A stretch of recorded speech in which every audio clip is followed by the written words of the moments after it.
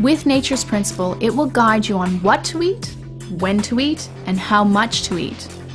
You see, there's a huge amount of money invested on this planet to convince you that you need to eat more food.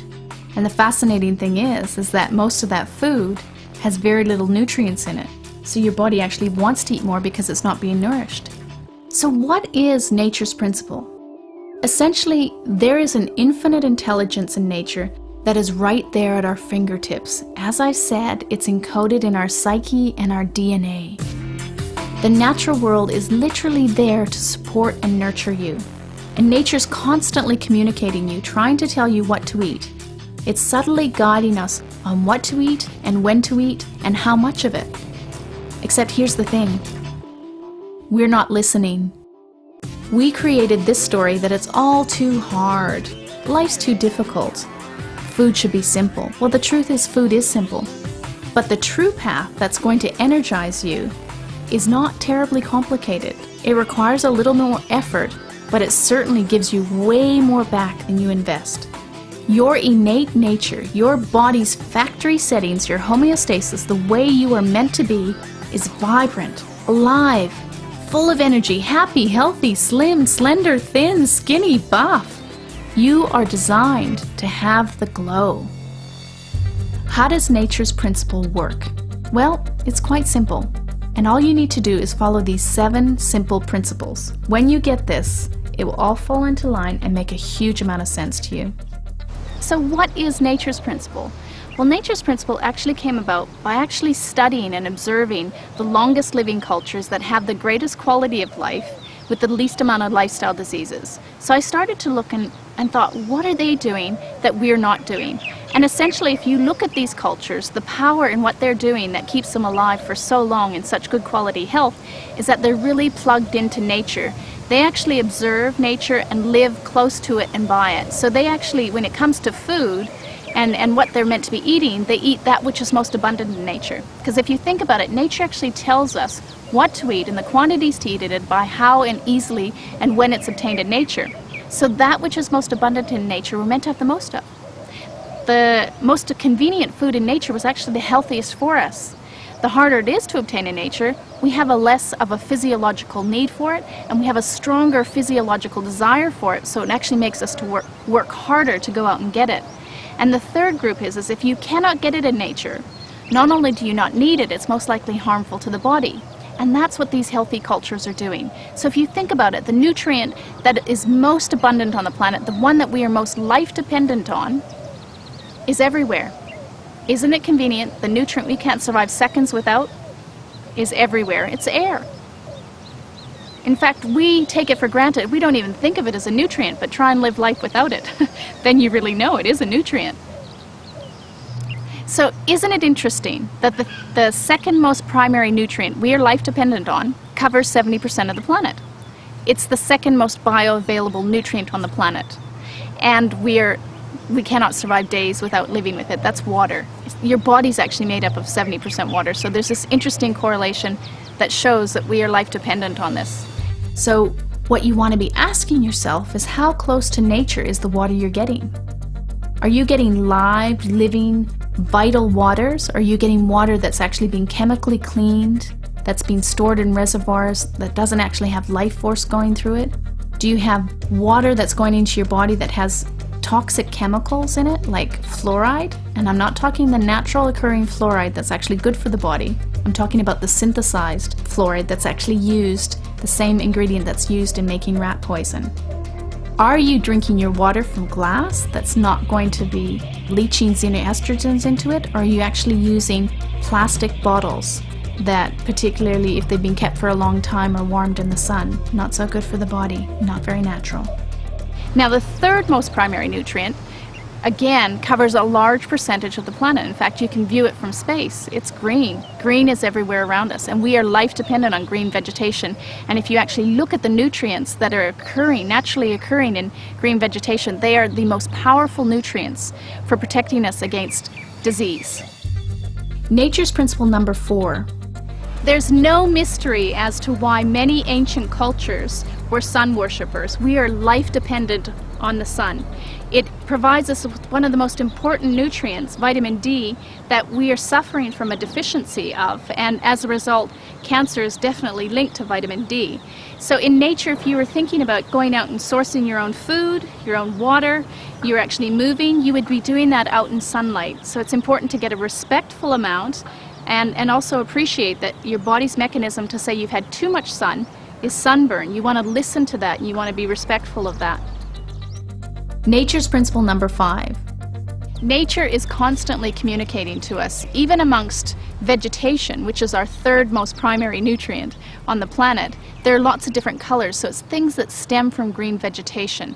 And if you look at just the distinction between fruits and vegetables, we've been told for years that we're meant to be eating more vegetables than fruits. Well, nature's told us that since the beginning, in the fact that there are much more species of vegetables, many more species, than there are of fruit. And fruit, or vegetables, they're close to the ground. You can easily eat them, obtain them. You can eat them raw, and they're at their most nutritious and delicious when they're young. So nature's way of saying, eat this young right away, you'll feel better, it'll taste better. Whereas fruit, you usually have to climb a tree to go and get it. And even if you don't, so say it's in a bush, nature says, wait for this. It's more seasonally affected, so you only get fruits during certain seasons. They're not available year-round. And also, the other way nature says to kind of have less of them is a fruit has to grow to maturity and then ripen before it's palatable. And in that ripening process, that's where most of the nutrients are actually infused into the plant. So nature actually rewards you for waiting for that. And it says, in the meantime, eat lots of this. It's always communicating to us, and it has very, very clever messages if we can just kind of stand back and observe it. If you think of the acronym SLOW, it's seasonal, local, organic, and whole. The healthiest cultures on the planet, these were the ways that they ate. They ate within the seasons. They ate within a radius that was very reasonable for them to travel to. They'd never spray chemicals on their food. That would be absurd.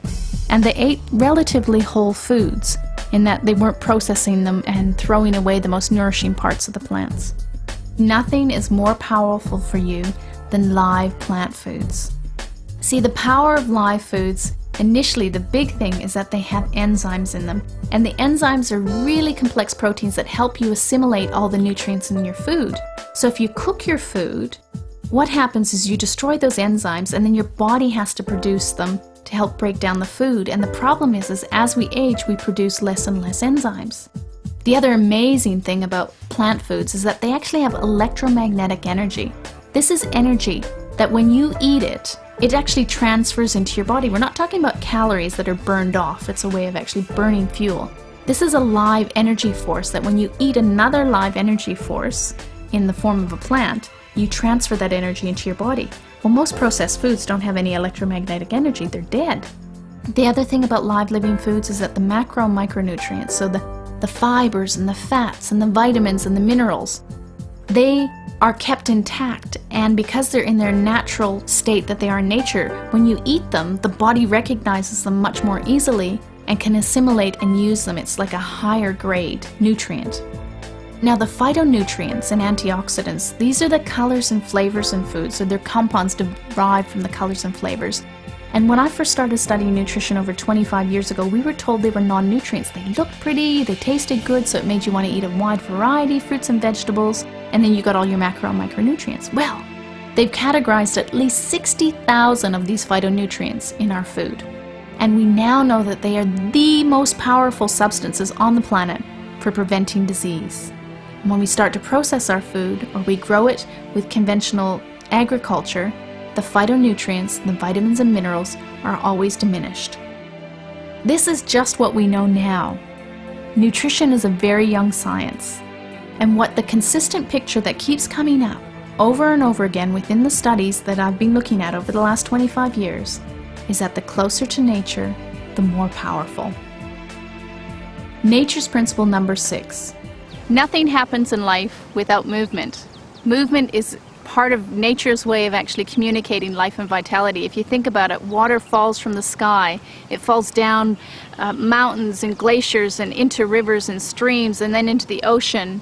And our bodies are actually the same. The movement and the currents within our body actually keep us healthy, vital and alive. And by exercising, moving your body, what you're doing is you're constantly sending messages to the body to actually repair itself, clean itself out and keep it fit, vital, and that beautiful glow that you get from exercising only happens through movement.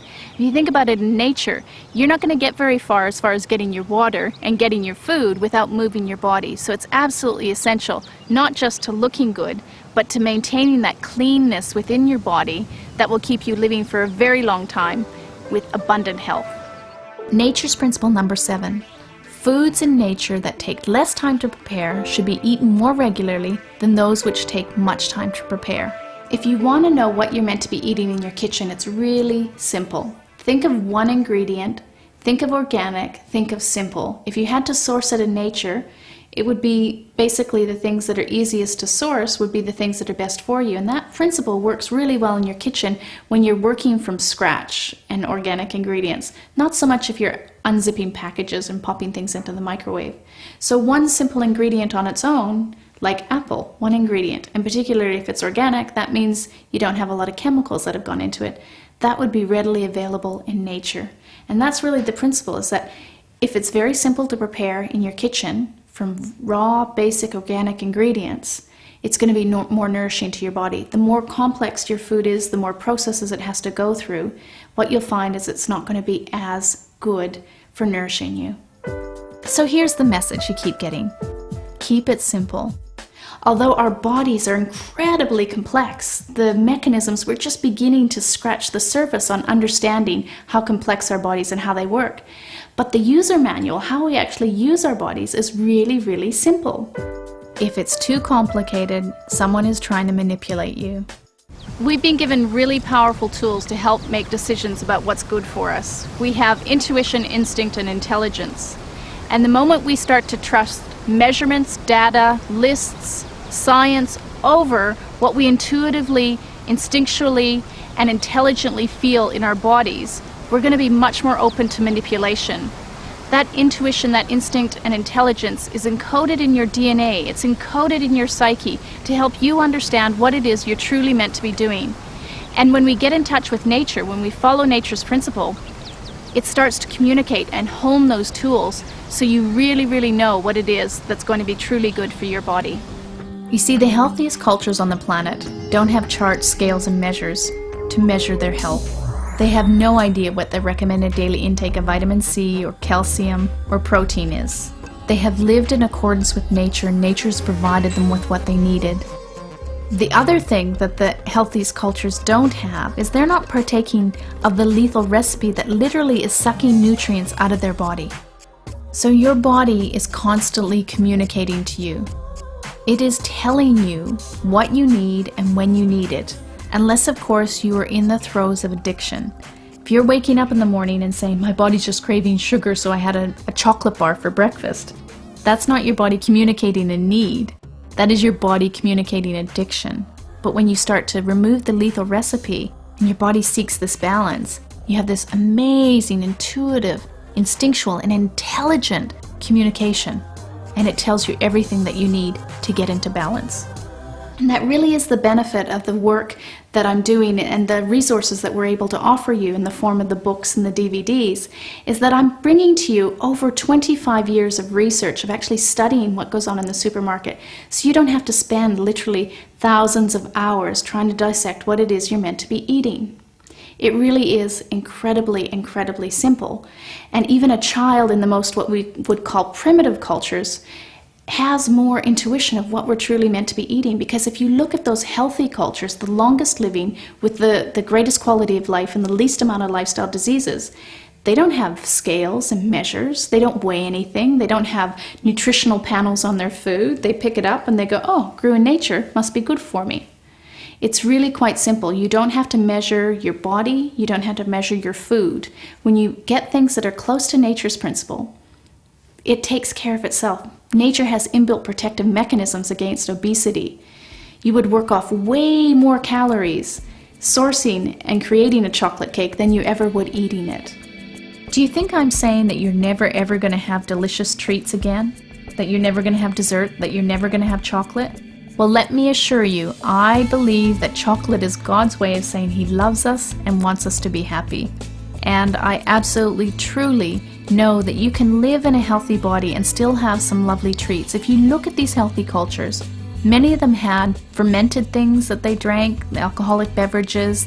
They had certain weeds that they ate that might have given them a little buzz here and there. They smoked certain things, and I'm certainly not advocating smoking. But when they did have cigarettes, the difference is they were just smoking a fermented leaf. Today, we're actually smoking something that can have up to 4,000 different toxic chemicals in it. There's a huge difference there. So the idea is that if you, like in those traditional cultures, picked your poisons, so you had the sweet things and naturally sweetened things, naturally fermented foods and naturally alcoholic beverages, that your body could actually cope with that, providing the bulk of what you were doing was highly nourishing, energizing, and protected. So if you're following nature's principle and you have a little bit of this and a little bit of that, it tends to balance it out and takes care of you. The thing you need to ask yourself is whether it's worth upsetting that balance in the body. So this little short course, this education about the lethal recipe and nature's principle, if you get these concepts and you totally understand how it works, what you'll find is that you start to make very different decisions about what's going into your body. When you realize how amazing your body is, what a high-performance vehicle it is, and that every little thing that passes through your lips determines the function, the quality, and the longevity of that vehicle that you're driving for life, without a trade-in, I might add, you start to make very different decisions. We want to teach you more about how to apply nature's principle in your daily life. So please keep your eye out for the next video. I truly look forward to sharing this amazing concept with you because I know the impact it can have on your life and those around you love. Talk to you soon. I really would like to encourage you to feel free to leave comments or questions that you have. Ultimately, though, I want to thank you for your time that you've invested in watching these videos. I want to thank you for your warmth, your friendship, and the comments and questions that have only helped to make this a better program so that you have the tools to make the best of your life.